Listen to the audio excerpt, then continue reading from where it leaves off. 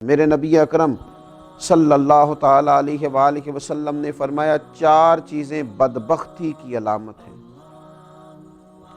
ایک تو فرمایا کہ آنکھوں کا خشک ہو جانا، کبھی بھی اللہ کے خوف سے ان میں آنسوؤں کا نہ آنا بدبختی کی علامت ہے۔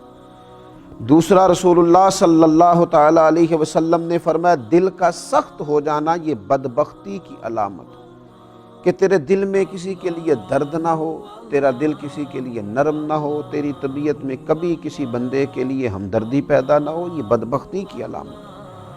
اور تیسرے نمبر پر نبی پاک صلی اللہ تعالیٰ علیہ وسلم نے فرمایا دنیا کی ہرس میں لگ جانا، لالچ پیدا کر لینا، ہوس پیدا کر لینا، میں کیسے کو زیادہ سے زیادہ مال اکٹھا کر سکتا ہوں، یہ بدبختی کی علامت ہے۔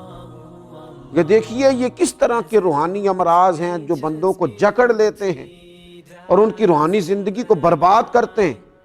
چوتھے نمبر پر میرے نبی پاک صلی اللہ تعالیٰ علیہ وآلہ وسلم نے فرمایا لمبی امیدیں وابستہ کرنا بدبختی کی علامت۔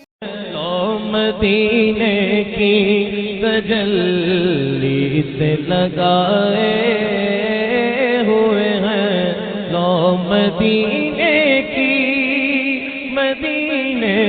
لو مدینے کی تجلی سے لگائے ہوئے ہیں، دل کو ہم بتلائے انوار بنائے ہوئے ہیں۔